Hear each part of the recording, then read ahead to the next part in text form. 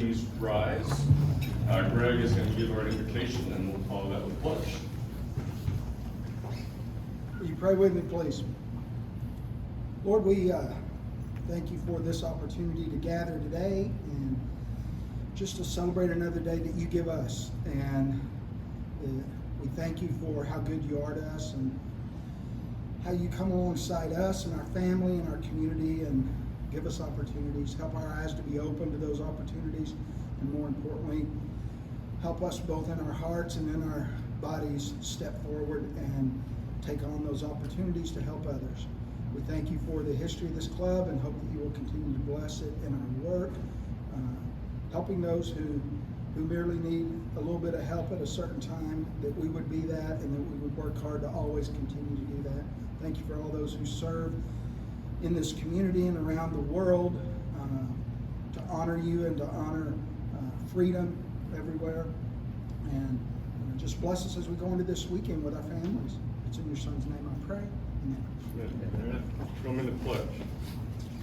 Pledge Allegiance to the flag of the United States of America and to the republic for which it stands, one nation, under God, indivisible, with liberty and justice for all.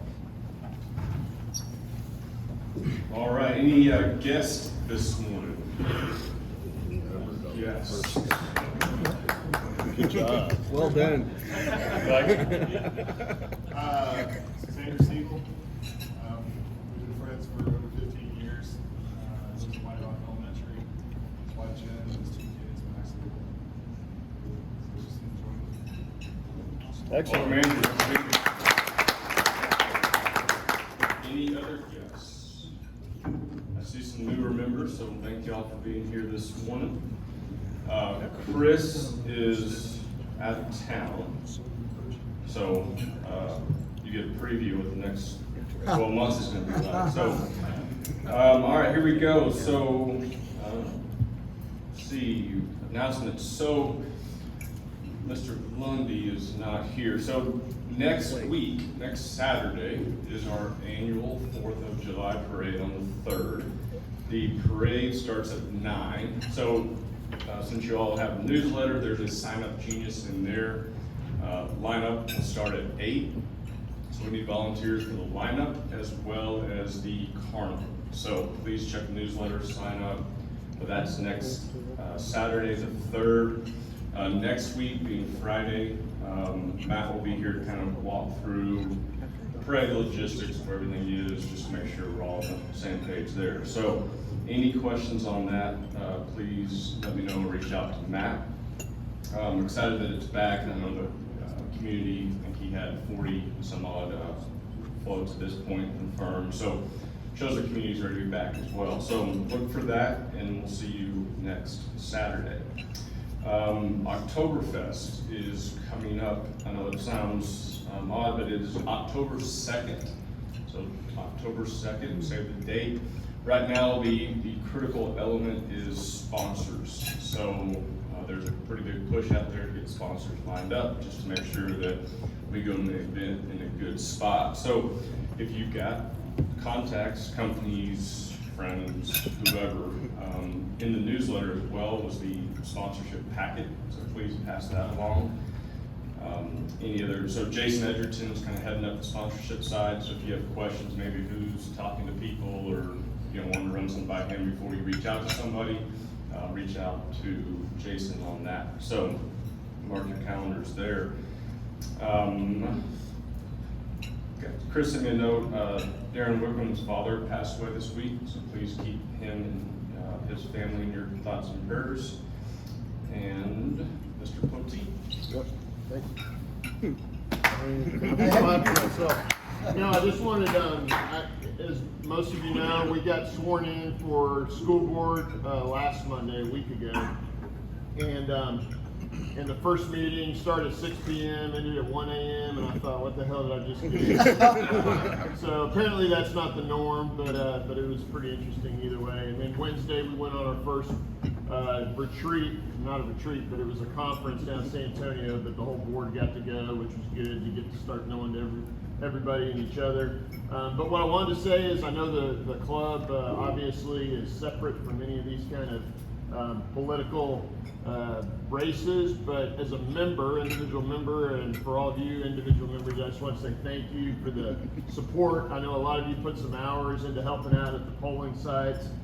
We had donations to the campaign, and so just know that the Exchange Club membership is a very important piece to the campaign and the success, and I just wanted to say thank you to all the members here, and my door's open. You got my phone number on the member directory, my email, so if there's anything I can do, obviously I'm still a member and still here and ready to help out, so thanks, appreciate it. I also recognize Nathan one time. His group got together this last Wednesday to do a thank you note writing party for the auction. First time we've done that, so handwritten thank you notes to all sponsors, as well as there's gonna be a letter that anybody, it's been over 1,000, I believe, this auction will get a letter as well. So pretty nice touch, and something I think we should continue there as well. So any other announcements? None? All right, I'm gonna turn over to Michael.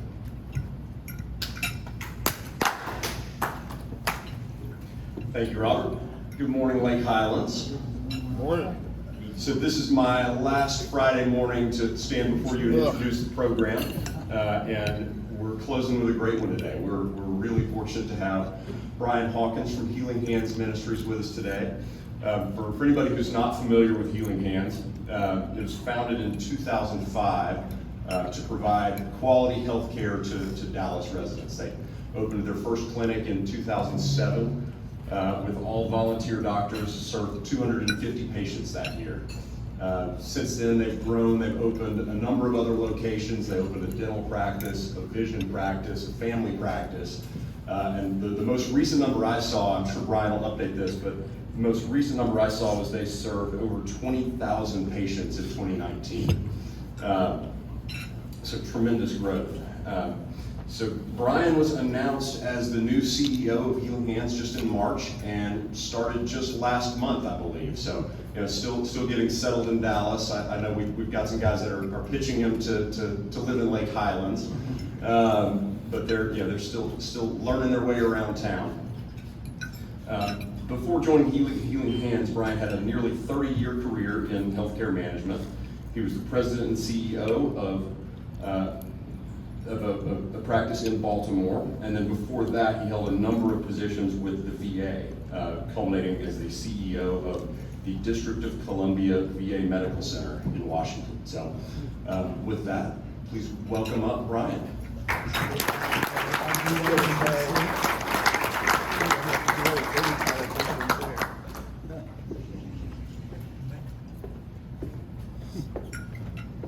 Well, I think you gave my presentation for me, so you don't have to say anything. Thank you all for having me here. It's certainly a pleasure to be here. And I want to say thank you to the Worthy family, the Waters family, who've really taken me in and made sure I got around city of Dallas, and it really pitched me on Lake Highlands. So I don't know that my wife and I have a choice to live any place else other than Lake Highlands, because Ms. Worthy tells me about Lake Highlands each and every day. It's a blessing for me to be here before you today.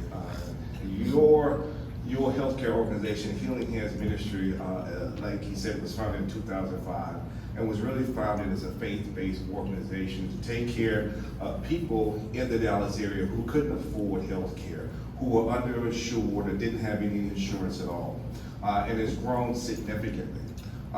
Sitting back in January of this year, I had no idea that I would be in Dallas. You talk about blessings and you talk about the Lord. I was sitting at my desk and got a phone call from a recruiter asking me about this small healthcare company in Dallas. And my wife and I had just purchased our dream home in Maryland on 5 acres in November. So I said, I'm not interested in going to Dallas, Texas. And all those Californians are moving out there, and from what I hear, y'all don't wear your mask down there. So I don't want to go to Dallas. And so he says, well, okay, just think about it. And he says, pray about it. When you get recruited for a job, you don't hear people say pray about it. He says, pray about it. There's no reason for me to pray about it. I'm not going to Dallas.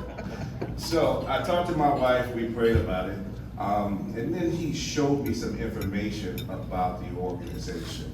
And so I had a whole PowerPoint to show you, but I don't want to kill you about death by PowerPoint. But what he showed me was the statistics of the performance metrics. In the healthcare, we use performance metrics to measure how we're doing in healthcare. They include hemoglobin A1C, they include how we're controlling blood pressure. And working in healthcare over 30 years, one of the things that we really struggle with is blood pressure. Blood pressure leads to diabetes, it leads to other cardiovascular diseases, and cardiovascular disease is one of the #1 killers in America today. When I looked at those metrics, Healing Hands Ministry controls blood pressure and hemoglobin A1C better than 90% of the healthcare institutions in America, with a non-compliant population. And what do I mean by a non-compliant population? All of you all sitting here are very educated on healthcare. We were sitting there talking about putting salt on our food earlier. You all know that. A non-compliant population are those who are underinsured, who typically don't like to take medications, who don't have access to medication. And we're controlling their blood pressures and hemoglobin A1C better than 90% of healthcare organizations in America. When I saw that, I thought if we can do that in that population, what can we do for the healthcare of the folks in Dallas, Texas? Because those are some dedicated people. And going to this faith-based organization meant something a little bit differently to me. So I talked to my wife, I convinced her, I talked and we prayed on it, and then we decided to visit Dallas, and the time we decided to visit was doing Snowmageddon, and she said, oh no, I'm not going. We came the next week, and we were really able to encounter some wonderful people in the organization, and I encountered what I think is my surrogate mom, and Mrs. Worthy, and I couldn't figure out it was something about her. She had a way of dropping the seed and coming back later. I said, that's so familiar to me. And we got to talk. I said, when is your birthday? She said, January 6th. I said, my wife's birthday is January 5th. And I was like, wow, the similarities in making sure that people are taken care of. And I've seen that already. And so my goal for our organization is really to spread the word of our ministry. And I need you all to help me spread the word of our ministry and the people that we take care of. We take care of anyone in our organization. You don't have to be a poor person. You don't have to be a quote unquote refugee to come to our organization. Just someone who cares about their health. We have some wonderful service lines that we've added over the years. We have optometry now. We have a dental service that is second to none. We can give you a crown in the same day. How many of your dentists can give you a crown in the same day? Well, that's right. This little clinic out on Greenville can give you a crown the same day, same type of quality. We have a women's care unit that we're getting ready to expand. We were lucky enough to get a grant from the Crystal Charity Ball, and we've got about $750,000 to expand our 3rd floor over at the Vickery site. We're gonna put some imaging there, we're gonna put a mammography there, a bone density machine, because we feel if we take care of mom, we can take care of the whole family. So we're expanding how we're taking care of mom. We have a pediatric unit, and we're looking to acquire another pediatric center here in the Lake Highlands area. So we do a lot in the area, but I need all of you all's help in telling people and sending people the message. And we have behavioral health as well. And I have more slots in behavioral health, and I don't have the workload that I need. And mental health is serious in our day and age, especially as we come out of COVID and we come out of some of the trauma that we've been in over the last year. Mental health is serious, and we need to get people in there to treat people, because that leads to other healthcare issues that we may encounter. So if you hear nothing else from me, what you're hearing today, rather than kill you with death by PowerPoint and try to tell you all the things that we do, you know those things. We provide health care, and we do it in a loving, compassionate way. I'm asking you to help us spread the word. I'm asking you to tell people about us. to get people over there so we can take care of the people first in the Lake Highlands community, but then in the surrounding Dallas community as we look to grow and to expand and to be the best healthcare provider in Dallas that just happens to be a federally qualified health center. So with that, I will stop because I hate people who talk at you for a long time, and I'll entertain any questions that you may have of us. Yes, sir. So how are you doing on facilities? I know about your location in Oil and Greenville. That's the only location, isn't it, or am I wrong? No, sir. We have another location off Highland, and forgive me if I give you the wrong street, but it's right next to Presby behind Building 4. That it's a Callaway florist there. Okay. Used to be. We have a building over there, and that's the building that we're expanding in. So we have 2 locations presently. Well, are you busting out at the seams over at Greenville? Or is it? Well, the good thing is we are growing. We had 49,000 patient visits last year, so we're growing. We just procured some more space at the Greenville location. We're getting ready to procure more, and we're building the 3rd floor out over at Vickery Meadows. Yes, sir. Are all your doctors volunteers? No, sir, we employ all of our doctors, and all of our doctors are board certified. We employ doctors, nurse practitioners, and physician assistants. And That wasn't always that way, was it? it wasn't always that way. We started with volunteer doctors from Presbyterian or Presby, and now we bought 2 of their practices. We bought the Presby OB Women's Health, and we bought the pediatric practice, and they reside at our Vickery Meadows location. So yes, we hire and employ our own providers now.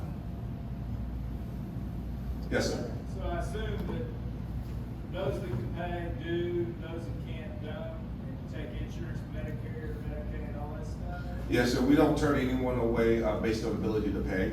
We have a sliding fee schedule, so if you can't pay, if you can pay $5, we'll take the $5 and we'll give you your health care. You heard me use the term federally qualified health center. What happens is the federal government subsidizes us through a grant, and that kind of offsets folks who don't have the ability to pay, and that helps the healthcare organizations like ours. So that's what makes us great. It makes us a little known fact in the area, but we don't turn absolutely no one gets turned away. Okay. Yes, sir. Did you have a lot of COVID cases last year and this year? We didn't have as many COVID cases this year since I've been here. And I can't give you the number that they had last year, but we do offer both the Moderna and Pfizer vaccine, and we're starting to immunize children at the age of 12 per the CDC. Yes, sir. What are ways we can support your organization, volunteer opportunities, fundraisers? Both. We do have volunteer opportunities, and we're going to have more as we can get out. Now, last year really hampered us, but we're going to have more as we can get out. We do have volunteer opportunities, and we do have opportunities for you to give to our organization. So I will put that plug out there. We have a luncheon coming up in October. Tim Brown is going to be our featured speaker. It will be at the Dallas Arboretum. It will be moderated by Shelley Slater, and we think that Presbyterian is going to be presenting sponsor. We have a lot of name recognizable people from Dallas that I necessarily didn't know the names of some of these folks. I did know Margot Perot. She is on one of our committees.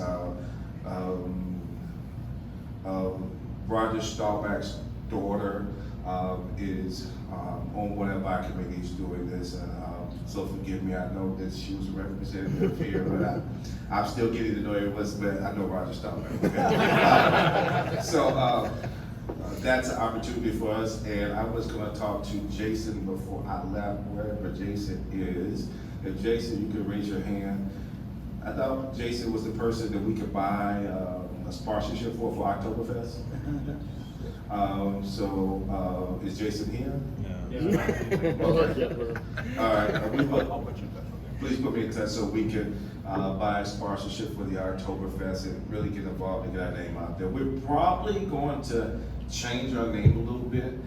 It will still be HHM, Healing Hands Ministry, but it will be HHM Health, so people know that we're a healthcare organization, because I think a lot of people see that and think that we're just a religious organization, and I do pretty good, but I'm not a pastor or a preacher. I'm a healthcare administrator, but we want to let everyone know that we offer healthcare services, but we do it with love.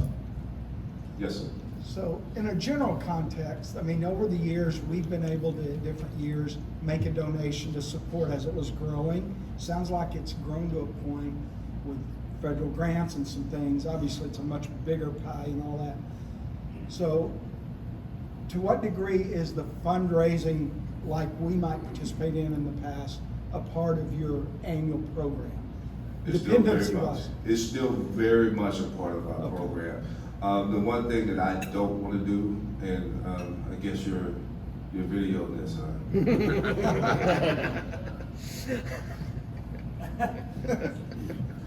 we are still a community-based organization, and everything we need from the community to support our organization, and we don't want to depend on one entity to provide success of the organization.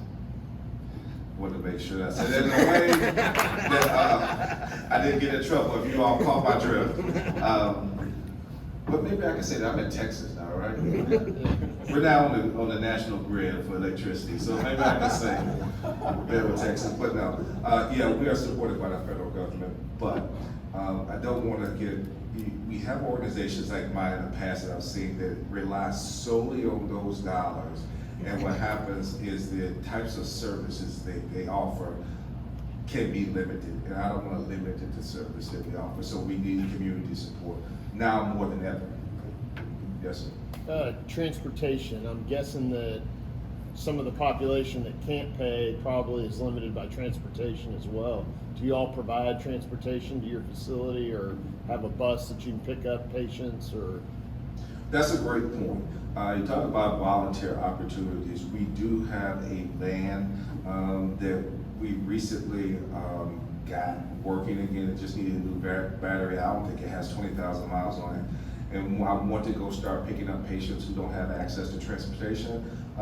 But I don't have the staffing or a driver to do that at this point. So when you talked about donations and you talked about helping the organization, that's one way the organization could really use some help, because the people out there who need to get in, who may not necessarily want to catch a bus or may not have the resources to get an Uber but need to get health care. And so yes, that's an opportunity that we can use. The other thing is we're looking to get into the school-based organizations more, to do more immunizations, to do physicals, and to do especially on some behavioral health there. And so we're looking to expand. Yes, sir. Brian, I have a little inside knowledge. Every night I get a report. But one of the things I really find so unique at Chapter, the challenge that y'all have, is meeting the needs of all the ethnicities that live in the 5 Points area. Most of y'all probably know there's like over 100 or so languages spoken in that area. But Healing Hands has an arrangement with a third party where when someone comes in that doesn't speak English, they can go through, they can have a 3-party conversation on the phone and be able to interpret. And they can serve people that they otherwise would not be able to serve. And I just think that's a really neat feature of the language you can name. Yes, thank you, Mr. Worthy. We have a language line that we can do translation, as well as we have 3 interpreters on staff. Our patient population includes 68 languages. And so we're lucky enough to have, and this is through the support of the community, some of the community funds, we were able to hire 3 interpreters, and we're looking to hire more interpreters. There's that population, especially the Vickery Meadows population, tends to grow. I didn't realize how many immigrants that we have in Dallas in that catchment area alone. So we're trying to really meet the needs of that area. You know, providing good health care really helps, and people don't get this. People who have a lower quality of health care tend to be in those high crime areas. And you talk about, you know, we will talk about more policing for crime, and yeah, we need the policing. But if you give some people, sometimes people are depressed, people are hurting, and you see those people who have food deserts and healthcare deserts, that's where you see the high crime at. And I think if we can put more resources in that Victory Meadows, Lake Highlands area, you know, we will do our part to help with some of those issues that lead to some of those crimes and things that may happen. People just trying to live every day. You had a question, sir? I was wondering about Dallas. Dallas has a homeless problem, as I'm sure every major city in the country has. And I didn't know if y'all have any program to target those areas and bring some of those people in, mental health services, that kind of thing. No, sir, not yet. Again, I want to reiterate something. Going back to some generosity of some folks who gave us money, we get ready to hire a social worker on our staff. And that social worker will be able to connect people to those resources. We've also, I met with the president day before yesterday at Presby. We're looking to put a nurse navigator into the emergency department so that we can connect people to a medical home and they won't be coming in and out of the medical department. And we can also try to connect those people who may happen to be homeless or at risk of being homeless to some shelter. So we're moving in that direction. And again, that's where community support really helps our organization. And you raise a very valid point. So we're getting there, but we're not quite there yet. But I'm hoping we can have a social worker on staff by the fall. Any other questions for me? If not, I thank you for your attentiveness. I thank you for your questions. I thank you for your time. I look forward to us continuing to work together. And I would want to be here with you more. I didn't know if it's an opportunity for y'all to start a little later in the morning. But if not, I think I may be asking for an application because I don't know if the person sitting outside of my office will let me get away without potentially being a member. You know, I just tell you this before I leave. It was funny, yesterday I was leaving work and Mrs. Worthy says to me, she says, well, I think my husband's gonna be there tomorrow. I said, well, why are you gonna have him get up in the morning? He needs to be there. And she said, you'll meet my son Brent too. You know, Brent hadn't been around, but you'll meet him too. I said, well, why does he need to be there? He needs to be there. I want to make sure they're there. I said, okay. And they're here today, so. One more question. Yes. Have you sold your dream home in Maryland yet? Or are you gonna give it another 6 months or so? Yeah, no, we haven't sold it yet. My wife keeps threatening that she's ready. However, you know, every time she goes back to the house, she says, well, you know, this is nice. And because to get 5 acres in Maryland where we are is almost unheard of. Unless you're spending millions of dollars. Of course, we don't have millions of dollars to spend, but I'm breaking her in. I'm breaking her in. She likes certain areas that I told her is not going to be a reality. She wants to live over there next to Mr. Jones and those folks. That's not going to be a reality here, but we can find something. All right, thank you all. Have a good rest of your morning.